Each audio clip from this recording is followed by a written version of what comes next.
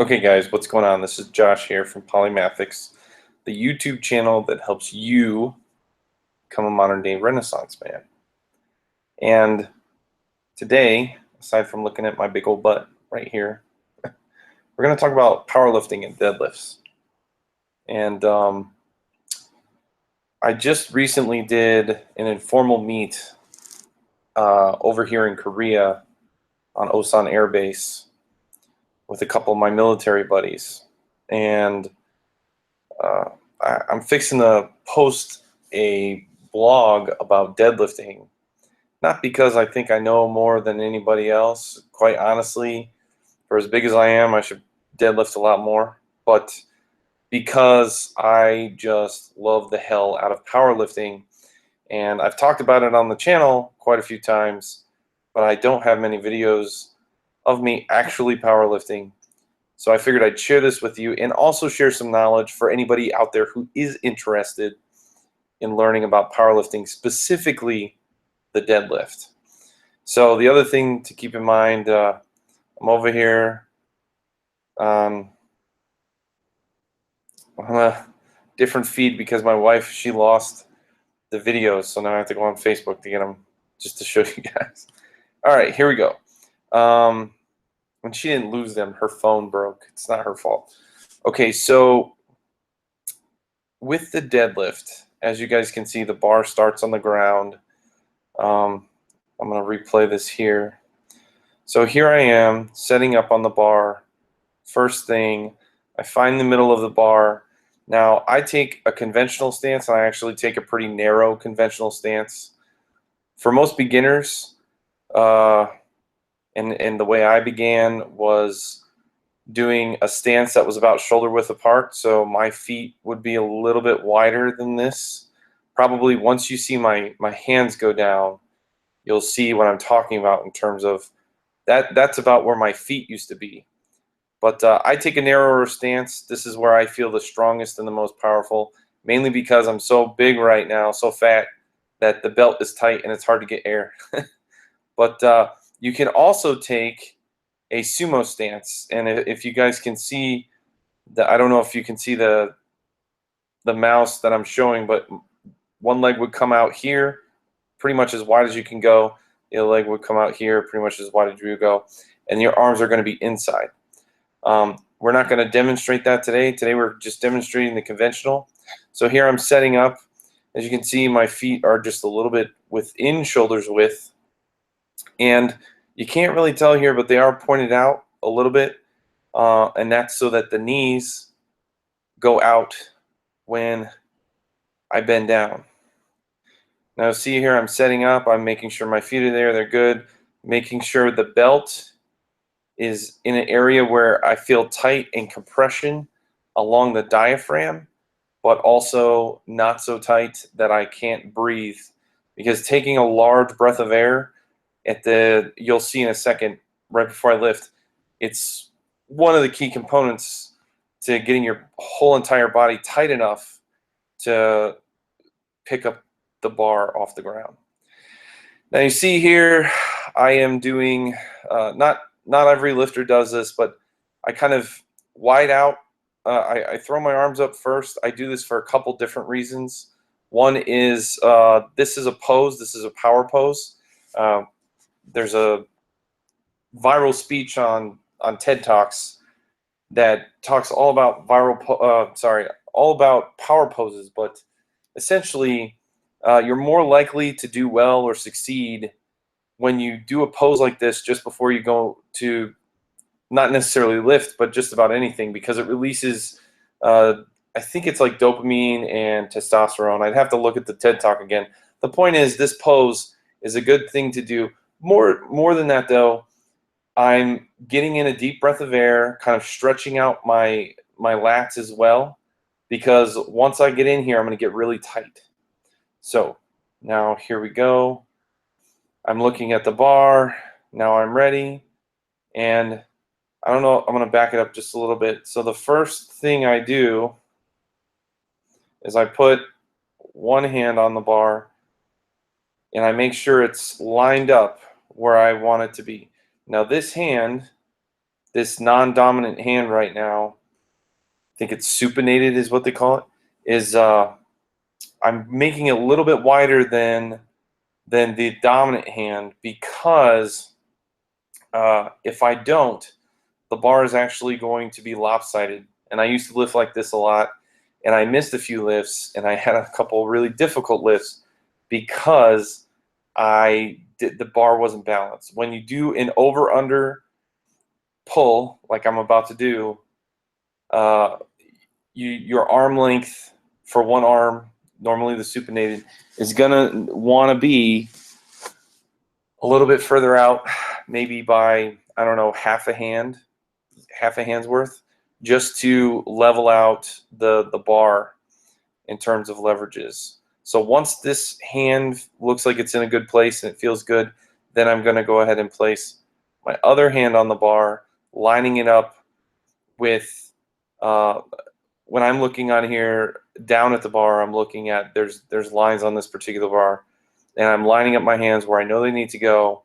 Once they're in place, as you can see, my knees are already, like, if I'm not bent all the way down, but what you can see is that my knees are already starting to point out. This is going to allow me the leverage to, when I go for the lift, to actually get down to the full stance, and then also take a deep breath, pull out without breaking my knees. Okay. So, and just so everybody knows, I normally lift a little slower than this. Like, I set up a little bit slower with my hands and stuff, but for this particular lift, I just felt a little rushed, but I also was feeling pretty good. One of my buddies let me use his smelling salts. You can't see them in this photo, but in others that I'll show in other videos, there's a big group around here, probably 20 or 30 people. So, I don't want to waste their time. So here we go. I'm tightening up my arms, or my hands, the grip. And that's a special note. What you don't see is, before I even approach the bar, I have also put some chalk on my hands so that I don't tear my calluses or anything. I've been lucky enough to not have a callus tear in about a year, and chalk is one of the primary reasons for that. The other thing is, you'll see I'm wearing my deadlift diaper, which means I've basically hiked up my shorts so that when I go for the deadlift and it's raising along my legs, it doesn't get caught or snagged or anything like that on any clothing, because every little bit counts, and it sucks when something like that happens. So here we go. I'm kind of, all right, so you see I kind of pulled the slack out of the bar there a little bit. I'm going to do it one or two more times. This helps me get a feel for the bar. It kind of helps me tighten up a bit. And right now, though, I'm still pretty loose. I haven't taken a deep breath. I feel pretty loose. If you were to look at my back from a side angle right now, it would look terrible. I'm completely hunched over. The form doesn't happen until right, like 1 or 2 seconds before the lift, do I straighten out my back and then do the pull. So one more tug, and then I tighten up, and then there it is. I do the pull. Now on that last one, and I don't think this is my biggest pull to date. It's 605, but I don't think that was my best setup I've ever done. And right here, I think I actually could have taken a deeper breath and gotten a little bit more in. But as you can see, if you guys, I don't know if you can see the mouse again, but if you can, my knees, they're not like bowing out, but they're not pinching in. They're pointing out, which is going to allow the bar path to go directly up. It's also going to prevent me from having any kind of injury. And the same thing goes for just about any lifter out there. The last thing you want to do is for your knees to pinch in, because then you could have major damage to your body. So here we are. I have an over-under grip, and then I pull, pull, pull. Now, for those of you who aren't super familiar with the deadlift, well, let's go back here. One other thing that I didn't mention right about, so here I get ready for my big breath, and right here. Okay, these last 2 seconds here, I have completely, if you were to look at my back now, I mean, I'm a big guy, so it might look a little hunched, but it's pretty much straight. So my spine is straight. My head is in a neutral position right now. It's looking kind of midway towards the ground. But here's what happens. Once I get past my knees, right about here to my quadriceps, and I want that last little push, I lift my chin up. And what that does is it forces my body to pull up. And then once I've gotten it all the way to the top, then I tuck my chin back in. And then what that's doing is when I tuck my chin back in, it kind of, not only does it signify to everybody that I'm all the way up and the lift is complete, but it actually, tucking that chin in, it gives you about, I don't know, maybe about a half an inch, maybe even an inch, I don't know, of room or of kind of leeway. And when it comes to the deadlift, every little bit counts. You'll notice my shoes, they're deadlifting shoes, specifically made by powerlifters. Mark Bell, he worked with Reebok to make these. And when you look at these shoes, not only do they grip the floor really hard because they have these little grippy guys at the bottom, but also there's like barely any room between the sole and the foot. They're very flat, and that's the thing that's really great about them. The only thing that would be better would be if I had deadlifted barefoot, but there's not always as good a grip when you do that. And you could be injured if there's something sharp on the ground, hence the shoes. Some people might ask, what's up? Why do powerlifters and deadlifters sometimes wear these long socks? It's so that you don't skin up your knees. I actually, couple last notes here, I actually wear my belt pretty higher compared to most people. When I first started, I used to wear my belt real low. And I just feel like, and then I actually used to wear it even higher than what you see right now. Currently, I wear it about a little bit higher than midway. It's a little bit above my kidneys in the back and a little bit around my diaphragm in the front. I feel like this gives me the most amount of tightness, but also I personally have had several kidney stones in the last few years, and I'm not suggesting that that wearing a belt while deadlifting causes kidney stones or breaks up kidney stones, but I personally, anecdotally, seem to have more kidney stones when I wear it around my waist. So I stopped doing that, and as soon as I started wearing it more around my diaphragm, not only did I feel stronger, but I haven't had an issue, knock on wood, since then. So there you have it. That is a deadlift performed from the front. Now I'll show you that same deadlift. Oh, sorry. Oh, let me pause this. This is squats. Oh no, that's bench. Okay. Now I'm going to show you the same deadlift here, just from a slightly different angle. Maybe I can show you what I was talking about. Quiet this down. So here you can see my back. It's still kind of bent over. I'm tightening up, feeling the bar, and then boom, right there, my back, and it's going to get even a little bit more straighter as I get in there. But it's nice and straight now. It's ready to go. And then, as you can see, my head, it's nice and neutral, looking kind of halfway in front. Here we go. Come up right along the legs. This isn't the most perfect deadlift in the world. I'm not suggesting that it is. There are people who are far stronger, far better than I am at this. But, and then here you can see right at this part of the lift, right when I start to hit the quadriceps, that's when I lift my chin to start pulling it up. And then boom, I locked it out, and there it is, the full lift.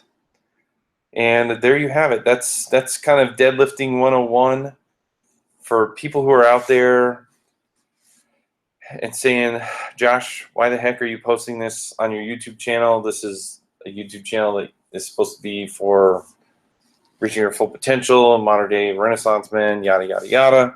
Well, it's for two reasons. First of all, I love powerlifting, like I said before.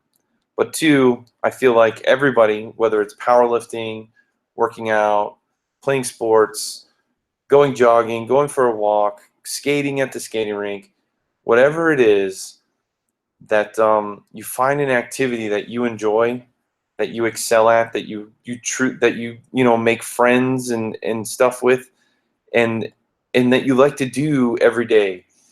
Because when you find something like that, it makes it so much easier to stay active, to maintain your strength, maintain your health, and reach your full potential.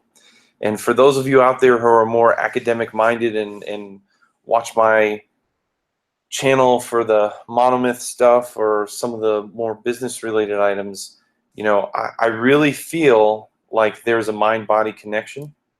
And there's no doubt in my mind that if I didn't do some sort of activity, not necessarily powerlifting, but some sort of activity every day, that I would not be as sharp, as focused as I am when I do go in to write a book or give a speech or read or go in front of an audience. Like, whatever the case may be, these are the things that help me keep my mind sharp.